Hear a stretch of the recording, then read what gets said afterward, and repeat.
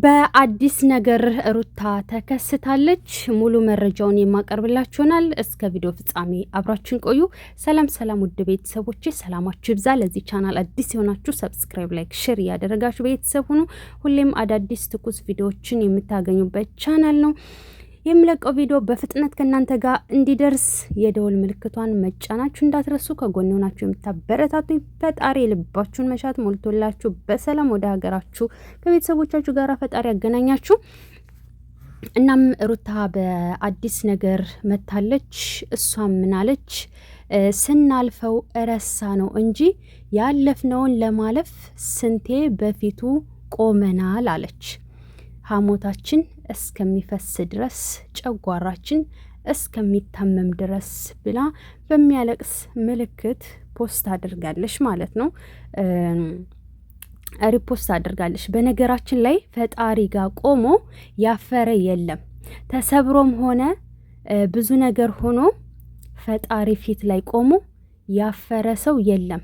ከዛ ስቃይ ያልወጣ ሰው የለም ማለት ነው። ገባችሁ? እና ሩታዬ እንኳን አይደለም ቀርቶ የበፊቱን ያሁኑ ምንም ማለት አይደለም።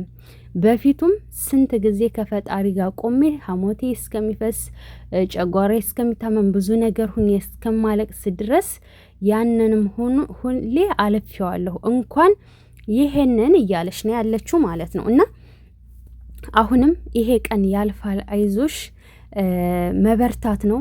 ፈጣሪን አጥብቆ መያዝ ነው። ፈጣሪን አጥብቆ የያዘ ሰው መቼም ቢሆን ወድቆ አይወድቅም ማለት ነው። ምንም ያክል የሰው ልጅ ጉድጓድ ቢቆፍር፣ ምንም ያክል የሰው ልጅ ምቀኛም ሆኖ ቀንቶም ሆነ ባንች ላይ ጉድጓድ ቢቆፍር በቆፈረበት ጉድጓድ ራሱ ይገባበታል ማለት ነው። አንቺ ግን ልብሽ ንጹሕ ሆኖ ከፈጣሪ ጋር ግንኙነትሽን ጠበቅ አድርገሽ ቀጥይ። ፈጣሪን የያዘ ማንም ሰው ሊጥለው አይችልም። ማንም ሰው ማለት ነው። ምክንያቱም ጥላና ከለላ ሆኖ ፈጣሪ ስለሚጠብቀን ማለት ነው። እና ሰሞኑን እየተደረገብሽ ያለው ነገር እጅግ በጣም ያሳዝናል። አዎ የእርግዝናውን ጊዜ ያን ሁሉ ስቃይ ፈጣሪን ይዘሽ አልፈሽዋል። ገባሽ? ከዛ በላይ ስቃይ ምንም ሊመጣ አይችልም። ምንም ሊመጣ አይችልም። ያኔ በረዶም ነፋሱም ዝናቡም ሁሉም ቅጥቅጥ አድርጎሽ ያን ሁሉ ከበረዶ የበለጠ ድብደባ የለም አይደል እንዴ? እንደ ድንጋይ ነው የሚቀውረው አይደል? ያን ሁሉ አልፈሸዋል። ስለዚህ ይሄ ካፊያ ነው። ካፊያን ደግሞ በጃንጥላም ይታለፋል፣ ዝም ብሎም ይታለፋል፣ ይቻላል፣ ችግር የለውም ማለት ነው። ፈጣሪ ግን ሀቅሽን ያወጣልሻል። አሁን ባለፈው ለታ ብዙ ነገር ሲል ነበር። ዴቭም ብዙም እጅግ በጣም ብዙ ነገር ሲሉሽ ነበረ ማለት ነው። ሙሉ ለሙሉ መተት አድርገሽበታል ተብለሽ ተወንጅለሻል ማለት ነው። አሁን ደግሞ ሸርተት ማለት እየጀመሩ ነው። እኔ የምለው ጥያቄ ሆነብኝ። ለብዙ ነው የምጠይቃት። አብርሽ ምንድነው የታመመው? ያዳነው ምንድነው ብለን በተደጋጋሚ እየጠየቅን ነው። ሁለተኛ አብርሽ ለፍልፎ ነው፣ ለዛ ነው እነ ሩታንና ሄርሜላን እየጠየቀ ያለው ብላችኋል። ያ ከሆነ ከለፈለፈ ሲለፈልፍ ከሰማችሁት፣ እውነት ሲጠመቅም በሉት፣ ምንም ሲደረግለት ሲጸለይለትም በሉ፣ ምንም ማለት ነው። የሐኪሙን ሰምተናል። ነገር ግን ለፍልፎ ከሆነ ለምንድን ነው እነዚህን ልጆች የምትጠይቁት? ሩታንም ሆነ ሄርሜላን የምትጠይቁት ለምንድን ነው? ሲለፈልፍ ከሰማችሁት እኮ ማን እንዳደረገበት ኦሬዲ መንፈሱ ተናግሯል ማለት ነው። ገባሽ? እንደዛ ከሆነ ሲለፈልፍ ማን እንደሆነ መንፈሱ ነግሯችኋል። ስለዚህ ቪዲዮ ቀርጻችሁ ከሆነ እሱ ምስክር አሳዩን፣ ማስረጃ አሳዩን። ለምንድን ነው እነዚህን ልጆች ማፋጠጥ የፈለጋችሁት? ለምንድን ነው በዚህ ልክ ሁሌ እኝኛ እንዴ? ብዙ እኝኛ በዛሽ እኮ፣ በጣም ጭቅጭቅ አበዛሽ። ታዲያ ወስደሽ ወይንም አስጠምቂውና ከዛ አድኛዋለሁ ብለሻል አይደል? በምንድን ነው ሄዳ ነው? በምንድን ነው? ሐኪም ከሆነ ደንዝ እንትን ስትረስ ነው ብሏል። ጸበልም ከሆነ ደግሞ ይለፈልፋል። ስለዚህ ማን ብሎ ለፈለፈ? ምንድነው? በምን ምክንያት ነው የተደረገበት? ማን ነው? አጠገቡ አይደለሽ? አድኛዋለሁ ብለሽ አይደል? በአንድ ቀንና በሁለት ቀን ጸበል ውስጥ ገብቶ የዳነ ሰውን ያላየሁም። ወይ 7 ቀን ወይ ምናምን ወይ 14 ቀን ምናምን ሲገቡ ነው እኔ እስከማውቀው ድረስ። ከተሳሳትኩ አርሙኝ። ቡታጅራ ሄደ ተባለ። በሁለተኛው ቀን ነው ምናምን አዲስ አበባ መጣ። ከዛ መልሶ ቡታጅራ ሄደ ተባለ። ከዛ 2 ቀን አድሮ መጣ።